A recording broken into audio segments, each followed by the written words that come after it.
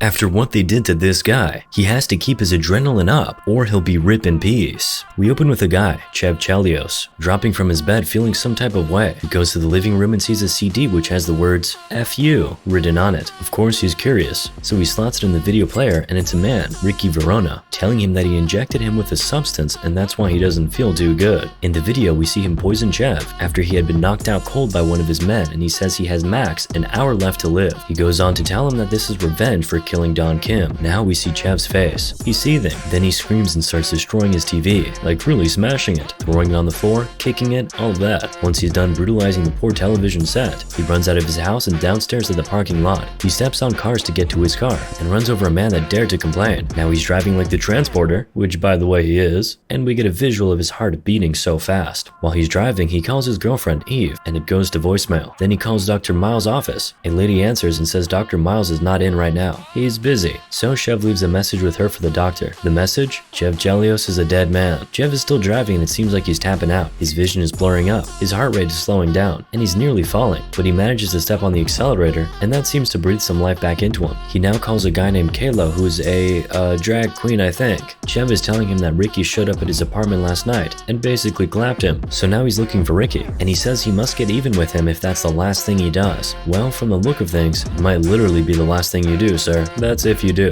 He tells Kayla to find Verona. Now Chev arrives at Orlando's hood. He bursts into a club, grabs Orlando, and drags him into the bathroom pointing a revolver in his face. He's asking him where Ricky is. But as he's threatening to clap Orlando, if he doesn't tell him where Ricky is, Orlando's boys burst into the bathroom, all pointing guns at Chev. Orlando is still begging for Chev even with the gun pointed to his face. A real stand-up guy. Orlando insists he doesn't know where Ricky is. And in fact, he is even looking for Ricky because he cheated him on a business deal and still owes him 7.5 grand. Chev is finally convinced, so he drops his gun. But then he starts staggering. His heart is doing that thing again. So he asks Orlando for some sugar. Understandable. But even though Chev is dying, Orlando still asks him for his money. You just gotta love a man who's focused on the bag. Chev pays and Orlando throws him some sugar. Chev tears it open and the contents fall over the bathroom floor. But he doesn't care. He proceeds to eat all the sugar with his nose. How strange. But this is a matter of life and death. The sugar stabilizes him and he's able to stand up now. He's telling Orlando that he's looking for Ricky because some Chinese folks hired Ricky to clap him. And Orlando just knows this is about Don Kim. But as they're talking, his heartbeat starts slowing down again. And he says the sugar isn't working, but he knows what he has to do. And what is that? Kick some ass. Before Orlando can even confirm what he meant, Chev turns and headbutts one of his men. He then says, "Who wants a piece of this?" As he runs out of the club and everybody starts chasing him. He runs into his car and drives off. While he's in the car, Verona calls and asks him why he isn't dead yet. He also talks about sleeping with Chev's girl, and Chev says he's coming for him. He also says a certain Carlito will clap Ricky when he finds out what he did. But Ricky says he and Carlito are boys now. While he's still on the phone, cops ask Chev to pull over multiple times. He ignores them. Another call comes in for him. It's Dr. Miles. Chev tells him he's been poisoned and he's dying. He explains his symptoms to the doc just as he's driving through a mall. Yes, inside the mall. The doctor says it's the adrenaline that's keeping him alive right now and tells him he has to keep moving to stay alive. He suspects he was injected with the Beijing cocktail, which blocks the adrenaline receptors and blah blah blah blah blah. But basically, if he stops moving, he dies. While this call is still going on and the cops are still chasing, he crashes his car and ends up on an escalator. He climbs out and is now running. Dr. Miles says he'll be in LA in about an hour and tells Chev to just keep moving. Chev runs outside and sees a taxi. He throws the person inside out of it like it's GTA and tells the driver to just drive. But his heart starts doing that thing again and he tells the driver to crank the music up. Coincidentally, the song is talking about a cranky, achy heart. He's nodding so violently to the music and shortly after he tells the driver to pull over. He gets down from the cab and tells the driver to wait for him. He goes into a supermarket, drags the attendant out, drops him on the floor and points a gun at him. He says to him, "You move, you die," and goes around taking all sorts of energy drinks. But while he's doing all of this, he still makes sure to call his girl, but it's still going to voicemail. He grabs a flower for her though. Great lesson, boys. Never forget the misses, even amidst tremendous chaos. Kind of a simp moment though. He goes back out into the cab and I'm actually surprised his cab guy waited. Chev now tells him to head to Beverly Hills and he drives off. We're now at Carlito's penthouse. The place is guarded with heavily armed men, but somehow when Carlito dives into the pool, he sees Chev in there. Chev is asking for an antidote, but Carlito says there's no antidote and there's nothing he can do. That's the stuff they give to horses. He's even telling him that it's a miracle that he's even still alive. Chev is now asking for some help to find Ricky, but Carlito says no. He says he loves Chev, but maybe this makes up for the Don Kim hit, which was perhaps ill-advised. The heat from Hong Kong after the hit has been more than they anticipated. By the way, Carlito has had a smile on his face this entire time, but once Chev yells at him, that smile disappears. He asks Chev if he's disrespecting him, so Chev just gets out of the pool and leaves. Outside, his loyal cab guy is still waiting for him, but to be fair, he just earned $200 to wait for 3 minutes. minutes. I'd wait too if it were me. But the deal breaker for the cab guy is Chev's wet clothes. He says Chev is not getting in his cab wet. What does Chev do? He grabs the guy, throws him to the ground, and then shouts something racist. Everybody around the premises rushes to jump him. Meanwhile, Chev drives away, and while he's on the road, he gets a call from his doctor who tells him his flight was delayed, but he's now helping him over the phone. He says a lot of science stuff, but basically, Chev has to increase the ephedrine levels in his body, and the energy drinks just won't cut it. He has to get to a hospital and get himself injected with epinephrine, an artificial adrenaline, but he warns Chev not to overdo it. Just a fifth would do. But I'm not sure Chev got that. He now gets a call from Kalo, who says he just spotted Verona's brother walking to the prince 2 minutes ago. Chev links up with Kalo, asks him a few questions, and goes in. Verona's brother sees him, pulls out his gun, and goes after him. Little does he know that Chev is hiding outside waiting for him. So once he steps outside, Chev hacks his hand off. He now asks him where his brother is, but of course he doesn't say. So a fight starts. This guy is still holding his gun with just one arm. Kalo comes to help his friend out and hits Verona's brother with a stick. So he goes after Kalo. Chev tries to shoot at him, but he's out of bullets. Then as he's walking towards them, he sees the hand he just cut off with the gun and he picks it up. Not just the gun, the hand. So basically, he claps the guy with his own hand, since it was his own finger that pulled the trigger. Can we say this was a self-deletion? Anyway, Chev takes the guy's phone and calls Ricky. Ricky does not understand how Chev is still alive. Chev is now really taunting him. He takes a medallion from his brother's neck, and Ricky gets really angry because, according to him, that medallion has been passed down from his grandfather. Chev tells Ricky it looks like he'll have to come and find him and hangs up the call. And guess what? Chev has forgotten what his doctor prescribed, of course, but he goes to the hospital anyway and describes it to the pharmacist. And of course, she knows what he's talking about, but she says she can't give it to him. She then leaves to go make a call. While she's gone, some guy there tells him a nasal spray has epinephrine in it, and Chev grabs a few packs and jets out. While he's emptying all the cans up his nose, a woman standing with some cop points at him, and the cop starts going after him. Chev runs into a room where a sick old man is lying down. A few moments later, the cops walk in. They look around for a bed, say the room is clear, and leave. Then Chev comes out from the closet, puts on that ugly hospital robe, and just starts walking. He walks past the cops, but they notice him and start chasing after him. He starts running again. As he's running, he sees a man being wheeled into the emergency ward. He points a gun at one of the doctors and is asking for epinephrine. After nearly a whole minute, the guy finds it and hands it to Chev, but Chev is not satisfied with that. He takes a defibrillator and asks the guy to juice him. He does, and Chev is thrown straight into the elevator. The cops use that opportunity to go after him, but he shoots and they run off. He throws the man who was in the elevator out and closes it. Now his heart is racing, but he manages to sit up and take some of that epinephrine. After injecting everything into his veins, that's when he remembers to ask, how much of this stuff did he say to take? He then runs out of the elevator and out of the hospital super fast. He's running on the road now, and it's like he's a vehicle himself. He's just running with some crazy speed, and then he gets a call from the doc. He tells Chev they're in the air now, and asks him if he got the epinephrine. And without Chev even saying it, the doctor figured out that Chev took the entire thing, and he tells him that thing might kill him. He guesses Chev's symptoms, and he gets everything right, including being bricked up. I need to get my hands on some of that. Anyway, before Dr. Miles hangs up, he tells Chev, been nice knowing you. Imagine hearing those words from your doctor. That's as good as a life sentence. But Chev just keeps running. He only stops when he sees a few people gathered around in front of a TV watching the news. Imagine his surprise when he finds out it's him they're talking about on TV. Apparently he's a wanted man. And what's the first thing he does after discovering he's wanted by the police? He steals a bike from a police officer. This lad really thinks he's Mike from GTA. I mean, he doesn't just steal the bike and jet. He does a little spin before he rides away. He's now doing some crazy stunts on the bike with his ass open to the world. He stands on the bike, spreads his arm, and closes his eyes. So he doesn't even know when he crashes into a little outdoor restaurant. He blacks out for a few seconds, but his phone rings and that wakes him up. It's his girlfriend, Eve. Finally, she says she's been sleeping. Typical. He tells her he's been fatally poisoned, and his psychopath might be headed to her to torture her, but she acts like he just told her about the weather. He says he'll be with her in a flash though. Even asks her to fry up some waffles for him. Now we see Ricky being presented with his brother's hand. He laughs and then says, so let's go get the bitch. And boom, we see Chev arrive at Eve's apartment wearing a tracksuit. He's saying they need to get out of here ASAP, while she's talking about fixing the microwave. You have no idea what's going on right now, do you? She says she'll only come with him if he fixes the microwave, so he goes to do it. And while he's there, he figures the epinephrine is wearing off. So what does this guy do? He puts his hand inside the waffle iron and burns it. Eve is asking to see the burn, but he says no. She insists, so he raises his voice at her, but he quickly apologizes and they leave. But just as they're about to leave, Chev notices some men with pistols just arriving outside the house. So he's trying to hurry up and leave, but Eve says she has to go back inside to turn off the waffle iron. While she's in the apartment, the gunmen phone in. She picks up the phone but doesn't hear anything. While she's still saying hello, Chev runs to where the caller is standing, smashes his head in, and runs back to Eve just in time. As they step outside, he notices the other gunmen, so he quickly empties Eve's handbag on the floor to distract her. As he's trying to pick up her stuff, Chev runs off to fight off the guy with as little noise as possible. He successfully finishes him off and throws him into the pool without Eve noticing anything. They finally leave and arrive at some Chinese restaurant where Chev is using the nasal spray. He then tells Eve, who's having hiccups by the way, about what has been going on. He tells her he lied about being a video game programmer. He was actually actually a professional hitman. He goes on to tell her about last night's job and how he nearly clapped Don Kim, a mafia boss. But when he had a gun pointed at Don Kim's head, something just prompted him not to pull the trigger. He tells him to get out of town, to disappear, be invisible for 48 hours. Basically, he quit the job for Eve as he's telling her now. Despite learning all this, you can tell she's still in love. Chev says he wanted to just go to her that night and tell her everything and skip town with her. But you know, all this BS started. But the mob hits, Chinese poison, and all that sound ridiculous to her, so she thinks he's just making it up to break up with her. She storms off. He chases her, and just as he's trying to explain things to her, his heart does that thing again. He goes down to his knees, and can you guess the solution he has come up with this time? To clap Eve right there. Of course, she says no.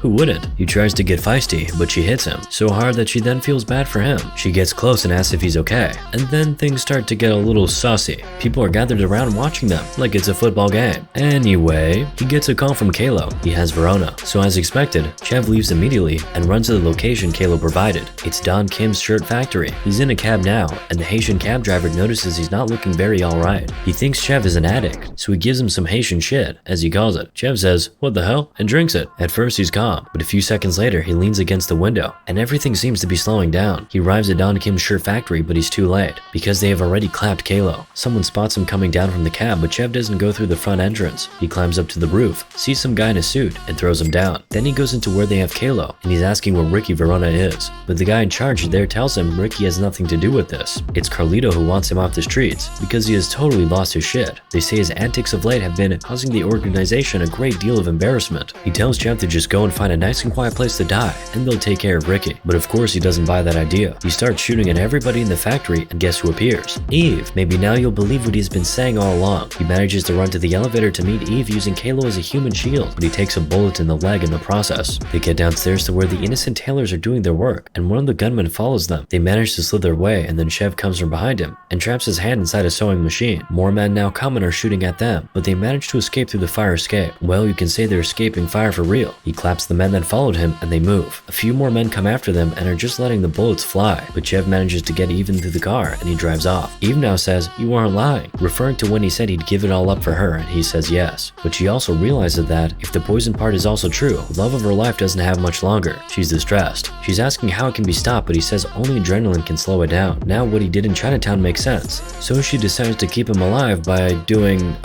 moving on. They're being chased by a number of cars, by the way, and men in the different cars are shooting at them. He manages to clap one. Anyway, Eve stops because he'd get really tired and probably fall asleep after. Guess you could just say she has a good head on her shoulders. He stops the car, gets down, and goes to clap a few more men. He then gets back into the car and drives off. He stops by a hardware store, tells Eve to stay in the car, and goes into the store limping. But of course, Eve never listens. She runs into the store and sees Chev hammering nails into his leg. He says he's doing that because he can't feel his legs. Just then, he gets a call from the doc. He's in his office now and he asks Chev to come around. Chev and Eve get there and Dr. Miles is now doing his thing on Chev, but it's not good news. He says what he's giving him is only temporary. He says he can put him on life support and string this out for a few days, but he'll go into a coma at some point. Dr. Miles offers to load him with stuff so he can just die peacefully, but Chev says that's not what he wants. He wants 1 hour. Of course you know what he needs 1 hour for. This man right here, Ricky Verona. Ricky's watching the TV in his car, and everything on the news is about Chev. Then he gets a call from Chev who's offering him a deal. He says he wants the antidote, and in return, he'll give him back the medallion he took from his brother. He agrees, and Chev gives him a location to be at. You can tell that Ricky doesn't play with family because that medallion appears to be so important to him. Verona calls someone just as he's headed to the location. We also see Chev in a suit walking to the location in slow-mo. He walks into the place, heads straight for the bathroom, checks the insulin pump Dr. Miles gave him, checks his gun, wipes his sweat, and heads back out. He's good to go. He enters an elevator and pops a few pills. That's actually more than a few if I'm being honest. The pills start working really fast. He's hearing his mother's voice admonishing him, but it's coming from the man who's with him in the elevator. The voice then changes to that of the Asian man himself speaking a foreign language, then changes again to Orlando's voice. Finally, it changes to his own voice and even his own face. He's really roasting himself now. All that finally clears and he sees that the man hasn't even said a word throughout the elevator ride. The man gets out of the elevator and 2 men are there to grab Chev and lead him to a room. They take his gun from him and lead him to some outdoor space where he meets Carlito and Verona. Verona asks him to be patted down again and they rip out his insulin pump. While Carlito is putting on his leather gloves, Chev is trying to get into Ricky's head and is succeeding. He's telling him he's Carlito's little bitch, and Ricky gets riled up, stands up, and points a gun at Chev. Well, Carlito yells at him to sit down and he does. Aw man, can't you see what that looks like, Ricky? Anyway, Carlito brings out some more of that Chinese shit from a case and is ready to finish off Chev, but Chev says not so fast and is making gun signs with his fingers and pointing at them. Everyone is confused now, including me. Ricky thinks he's gone crazy, but then he points his finger gun at one of their men, and that one drops dead. Bullet to the forehead. Of course, it wasn't some magic act. Don Kim and his men had arrived, and it was one of his men that did the shooting. A shootout ensues, and men are dropping like flies everywhere just as the cops arrive outside. Ricky tries to pick a gun to shoot, but Chev throws a bottle at him, and he drops the gun. But not only does he drop the gun blows off his fingers. Carlito meanwhile hides and makes a call to someone to come get him out of there. Oh wait, someone brought a grenade to a gunfight. Come on, that is not fair. Carlito throws one of his men on top of the grenade and uses him as a shield. Then he runs away. Ricky tries to run away too, but Chev has him within his sights. But just when he was about to clamp Ricky, his heart starts doing that thing again, and his vision starts to blur again. So he's just shooting but can't really see what he's shooting at. Me in video games. Carlito now makes it upstairs and into a chopper, but Chev shows up and grabs a hold of him. He points a gun at Carlito and says, "Present from Kalo." But you know, he should have just shot him instead of talking, because Ricky shows up from behind him and injects him with something. He drops to the ground immediately. Then Ricky claps Carlito and tells the pilot to fly the helicopter, but not so fast. Chev's blood starts pumping again. He gets up and starts fighting with Ricky as the chopper's in the air. He's really holding on for dear life as Ricky's trying to push him off, but somehow Ricky can't manage that simple task. Instead, Chev grabs a hold of him and they both fall off the helicopter, but he doesn't even let Ricky fall to his death. He snaps his neck midair. And now, ladies and gentlemen, the biggest lesson from the movie. Even as Chev is falling to his death, he still makes sure to call his girlfriend, but it goes to voicemail, so he leaves a really sweet message for her. A message he concludes with, "You're the greatest, baby." Then he falls, bounces off a car, and falls to the ground. That was a long ass fall, but I'll allow it, because of that beautiful message he remembered to leave for the love of his life. Can't relate. Moral of the story? Jason Statham.